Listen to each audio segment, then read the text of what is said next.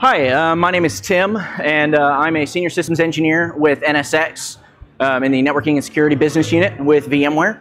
I'm here to talk to you today about NSX and getting it basically out of the box and into production. Now, NSX is a pretty big product right now. We've got a faster growth rate than vSphere ever had, so we're definitely grabbing a lot of market share and we're taking it on.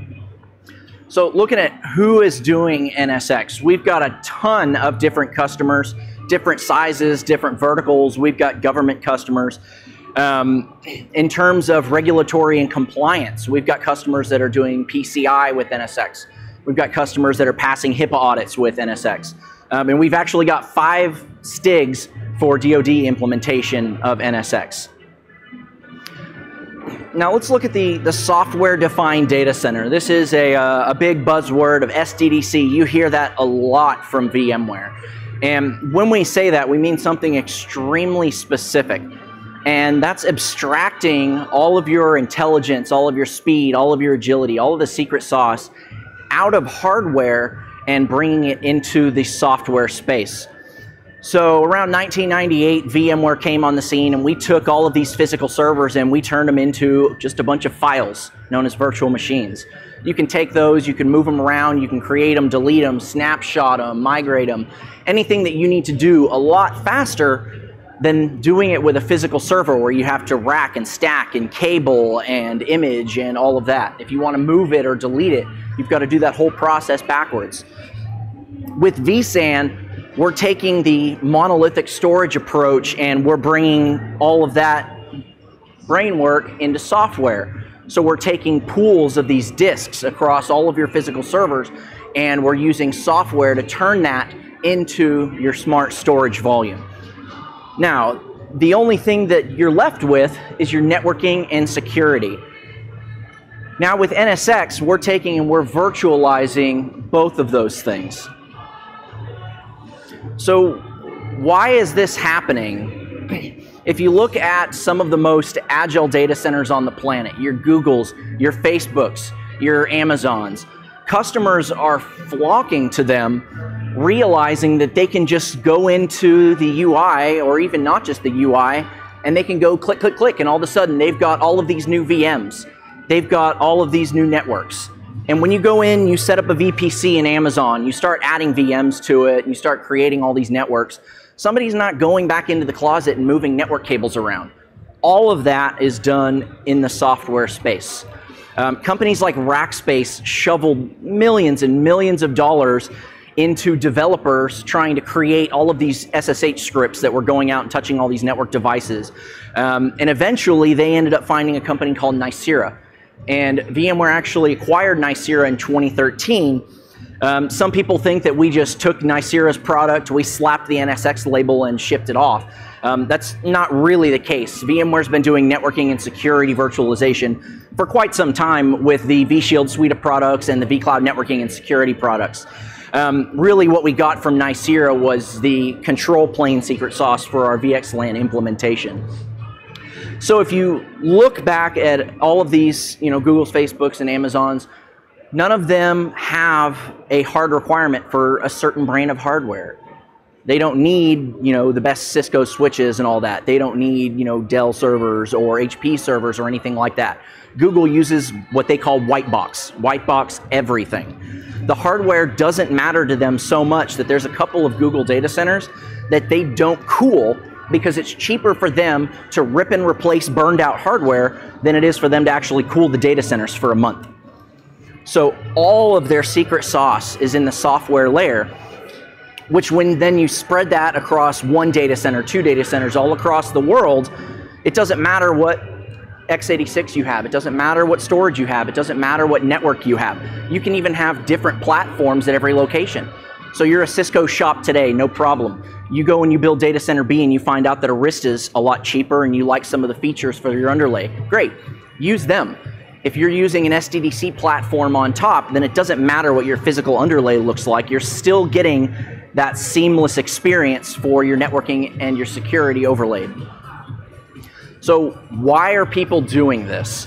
My team a little while back created a document where we had about 85 or so little use cases that we could think of for NSX, and there's so many more than that, but really they kind of boil down into three main areas, and that's security, speed and agility or automation, and then application continuity or disaster recovery.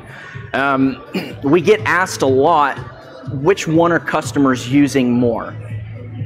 And with us, we found that 60% or more of our customers are getting NSX to start with the security use case, and that's our distributed firewall product. The reason for this is because we have very, very few, if any, requirements really to run our distributed firewall. If you're running a vSphere hypervisor, or even if you're running KVM, we can do micro-segmentation in your environment. With our VXLAN implementation for virtual networking, then we do have a little bit of hardware requirements in terms of like the MTU sizes on your switch interfaces, as well as 150 millisecond round trip time if you're trying to do the layer 2 over layer 3 VXLAN stretch. Sometimes if you're trying to do that stretch layer 2, if you're working with the company that does your data center interconnect, or if you have, say, an MPLS provider or something like that, it can be a little difficult for them to push those interface changes. Now, that is definitely not necessarily the case for all of them. AT&T will go switch it for you, no problem. But going with our security implementation for distributed firewall, you install the NSX manager, you connect it to vCenter, you prep your hosts, and you can immediately start creating security policy. That process can be done in anywhere from 30 minutes to an hour, depending on how fast your compute and storage is. So it's really the best and fastest way to get into production with NSX, and then eventually say, hey, look, I'm doing security use case now, but we're gonna go ahead and move into the BCDR use case next, or we wanna start automating some of our networking tasks. So this is kind of a look at the NSX vision that we have, and really it kind of shows all the different things that we can do. And Pat actually showed a slide that kind of looked like this on stage yesterday for the first keynote, and it really puts NSX at the center of the universe. For all of VMware's current platforms, for the multi-cloud, for the Amazon, NSX is the way that we make that work, stretching from on-prem into the clouds. So let's take a look at our distributed firewall here. If we look at why do breaches still occur in the data center today, I think the reason for this is with the shifting in traffic patterns over the past 20 to 30 years. In the past, traffic was very, very heavy north-south coming into your data center. You'd have users come in, they would go down the application stack and straight back out. With virtualization, that traffic pattern is shifting much more heavy to your east-west as opposed to north-south. And when we do assessments for customers, we find that roughly 90% or more of that traffic is east-west. But the thing is, the data center hasn't really evolved to keep up with that as much. We've got these giant pieces of firewall iron at the perimeter, but then we've got basically no segmentation, or we've got no firewalling going east-west. Now there is segmentation firewalling, and that's probably the most popular thing, where you've got all of these different VLANs that you've got things thrown onto, and those VLANs end up going up and hitting a firewall as your layer 3 boundary. Now that does cause a little bit of issues when it comes to east-west in terms of those layer 2 for the VLANs. In traditional segmentation firewalling, you can't firewall on that layer 2 broadcast domain because it doesn't have to go up and hit the layer 3 or the firewall to do it. With our distributed firewall, we can actually solve for that, and we're creating a bubble around each one of your VMs. Now, if we look at the way that people are getting into data centers these days, with bring your own devices and with all of these different things, we're finding all of these little holes to get in. My favorite anecdote ever is with Target. So the day after the Target breach was announced, they had a penetration testing company come in. They had their kickoff meeting at 8 a.m. in the morning. As soon as they were done, they walked straight out of the building and went down the street to their local Target. They convinced the deli guy that they were there from IT, and they found a deli meat scanner that was running an embedded version of Windows.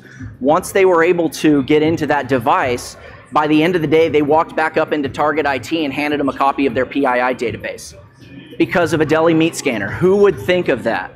Now, it's not just those little devices like that, but it's also how many secretaries write their password down on their desk. Now, how do we fix that?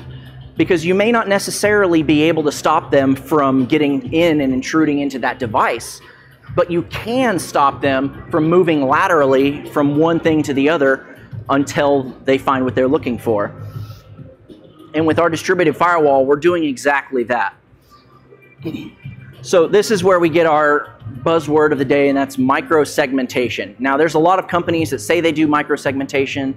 I've also heard macro-segmentation, and I've even heard a joke of pico-segmentation. We mean something extremely specific by that, and that is we are putting a stateful layer 4 firewall on the vNIC of every single one of your VMs. This is running as a kernel module on your ESXi host, and if we can even get it so granular that if you've got a VM that has 2 different vNICs on it, we can place a different policy on each one of those.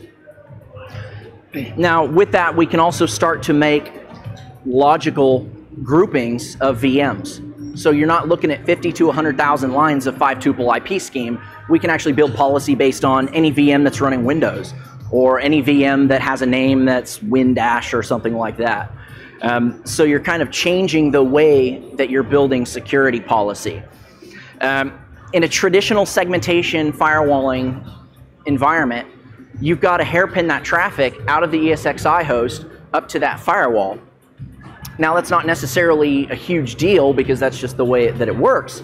And even in a VM series firewall, you still have to hairpin that traffic to whatever host that VM series firewall is on. With NSX, what we're doing is we're moving that in kernel, so we're now doing that distributed firewalling, and we're also doing distributed routing if you're using our virtual networking. We're doing that inside of the host. So if you've got 2 VMs that are on the same host, that traffic, even if they're on the different layer 3s, we can make it to where that traffic doesn't have to leave that host, not only to get routed, but also to get firewalled. Now, if they're on 2 different hosts, of course, it's going to have to go through a top-of-rack switch or whatever your interconnect is, but we can always catch that traffic there as well. This is just kind of a look at the types of objects that we can build policy off of.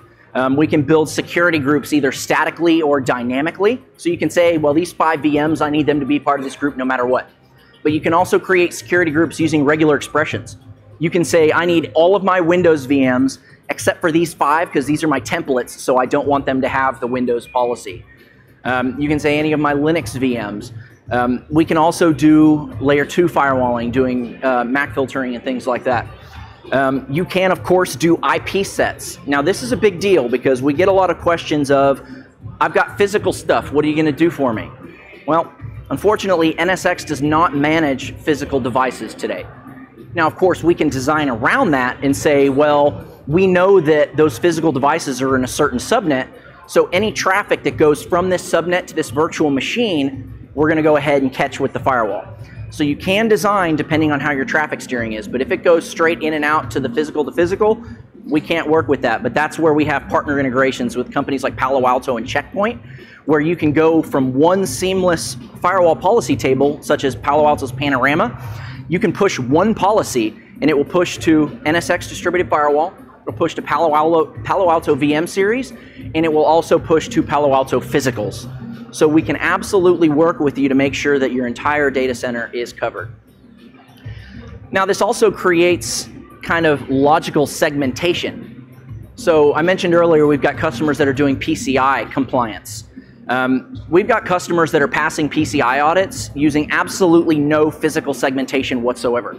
They've got PCI and non-PCI workloads on the same VLANs or the same VXLAN segments on the same hosts, but we can 100% prove compliance to the QSA based on our reporting. So we can say, even though they're not physically segmented, they are logically segmented and we can prove it. Now, the same goes for HIPAA, as well as we've got some DoD customers that are using our distributed firewall as well. So the other biggest question we get is, how do we get there? It's a completely different model for how you enforce security. It's a completely different model for how you design security policy. How do we get there? This is where we get our product of vRealize Network Insight. And this was actually acquired by a company, or we acquired a company called Arkin. Now, Arkin was founded by 5 guys who actually worked for VMware. They spun out, they created this company, and nobody from them will tell you that they meant to be acquired by us, but that was not an accident. Now with this, we're actually sitting and we're taking over where vRealize Operations used to have those networking packs. Now those are still there today, but eventually those are going to be deprecated. Network Insight is going to be your end-all be-all for networking and security monitoring of your virtualized environments. And now also with what we've announced here at VMworld, also your native Amazon environments as well. So Network Insight does 3 main things: micro-segmentation planning and deployment, optimizing network performance, and this is another marketing buzzword of the day, 360-degree visibility.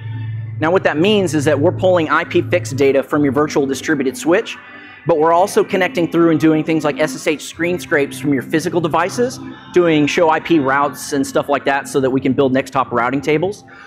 And then we've also got things that's doing SNMP gets so we can get performance metrics out of it. So we can actually give you a holistic view all the way from the VM, through the vNIC, through the virtual distributed switch, through our firewall, through the VM NIC or the VM kernel adapter, all the way through every single physical hop, and then back up into the destination host. Now, there's a lot of tools that'll show you physical, there's a lot of tools that'll show you virtual, not a lot of them that'll show you a holistic view of both.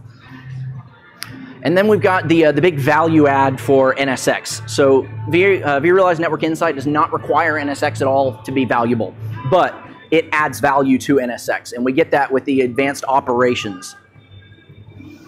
The biggest thing with this is the east-west traffic analysis. Now we talked about the shifting from north-south to east-west in the past.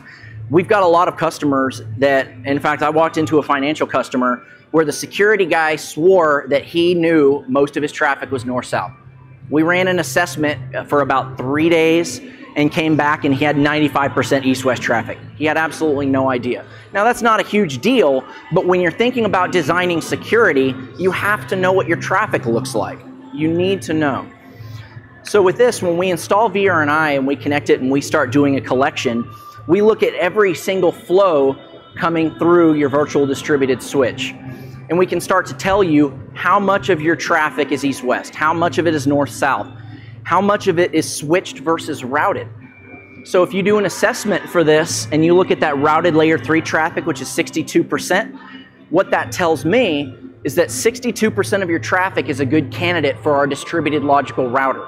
So we're not having to hairpin out to a layer 3 boundary anymore. We're doing it right in the kernel of the host. Now, routed within the host, 6%. That one for sure, if we do our distributed logical router, that traffic instantly comes off of your wires because it's being routed right in the kernel of the host. This is just kind of a look at that data path across the underlay that I was talking about. When you pull this up in vRealize Network Insight, everything here is clickable. When you click on the host, it'll show you the host. It'll show you how much memory it has, how much CPU it's got. If you click on the distributed firewall icon, it will show you every single distributed firewall policy that VM traffic would hit going to the destination VM. If you click on that first hop that shows to be a PAN or a Palo Alto physical firewall, it will show you what version of PAN-OS it's running. It'll show you what the routing table looks like. It will show you what the firewall table looks like between those 2 VMs. If you click on one of the other physical router hops, it will show you every logical or physical interface on there. If it's got a bunch of VRFs on it, it will show you those interfaces. It will show you any routing tables that it may have for it, really showing you a holistic view of where it's going. If you have a physical routing device or a switch that's dropping packets on an interface, it'll have a little icon there telling you there's a problem. You can click on it and see that you've got errors counting up or you've got packets that are being dropped on that interface. It's extremely strong for troubleshooting. Now, we're taking in all of this data, so much data. Now, how do we find it? How do we correlate it? And that's done through the search box. And this isn't just a search where it's got some crazy syntax to it. You can really just start typing into it like you would if you were in Google. I want to see routes where next hop router equals this. And really start to see exactly what it looks like and correlate that data the way that you need to see it. You can group your VMs together to see what does my traffic look like for this group of VMs, which is application A. It really helps you find what you're looking for and find the issues. So infrastructure monitoring best practices. We talked about that value add for NSX. When we first acquired Arkin, this tool was doing roughly 42 checks for making sure that your NSX environment was healthy and it was ready to go. And that's going through and it's checking to make sure your NSX manager is online. It's making sure your controllers are online, all of your edges are configured correctly. It's also checking to make sure all the VMware installation bundles or VIBs are installed correctly and registered correctly inside of the hosts. And it's doing so much that it's actually now doing 75 different checks at all times of your environment. And it can even dig down and tell you that you have an OSPF area ID mismatch on an edge services gateway. So you ideally want to have 0 problems, and if you want to know at a very quick glance, is my environment healthy? You click problems and you'll know exactly what needs to be looked at, what needs to be fixed. Now this is the kind of the pièce de résistance here with vRealize Network Insight, and this is how do we get to microsegmentation? And this is where that microsegmentation planning comes in. So we're checking all of the different flows inside of your data center. We're reading it, we're saying this VM's talking to this VM over this port. All of it is up to layer 4, so we're just getting, you know, VMs and port and protocol. So we're able to take all that and we can actually group it by security groups if you've already got NSX. If you don't have NSX, it will actually recommend security groups for you. You can go through and click and say, I want to know what the prod web group is talking to. And it will show you every group that it's talking to, and it will show you the directionality of that traffic at a glance. When you click into that group, it will show you every single flow that you've got. You can go through and say, I want to look at all of these flows. I want to know the ones that were bigger or smaller than 50 bytes or that went on for more than an hour. You can mix configuration and performance metrics when you want to boil everything down and look. And this brings us to our recommended firewall policy. So we're reading all of these flows and we're able to start recommending, saying based on the traffic that we see, we think that prod web to other DC physical over port 53, which is DNS, should be allowed. Now you'll notice that every single one of our firewall actions is recommend allowed. We will never recommend a drop. And that's because we recommend policy based on a zero trust policy model or a whitelist model, where nothing is allowed to talk in your data center except for what you have explicitly said is okay, which means the very bottom rule is deny all. So if it's not an allowed rule, it's out. And we can also go through, and if you see the 3 little dots on the side, we can export this policy. It'll drop it into a XML format, at which case you can take it and import it into our distributed firewall.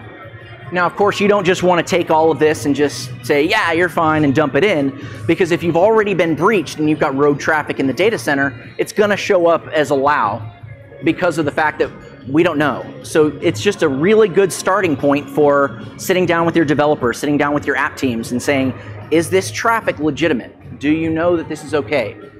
Go ahead and make a rule for it. If nobody can tell you that they know that it's a good rule, maybe create a deny for it, or don't create a rule. And of course, we all know that if you don't know who a server belongs to, shut it off and see who starts yelling. It's a much faster way to get from a traditional security model to a zero trust security model using microsegmentation. We also do security operations, audit, and compliance. This is that PCI piece that I was talking about. So we can actually go through and say, I've got my PCI zone and my non-PCI zone. It will look at every single flow between them and tell you, hey, you have this one server talking to this other server over this port. Is that okay? If that's not set with your PCI compliance, you know you can cut it off. You can look at a very quick glance what's actually talking. Thank you.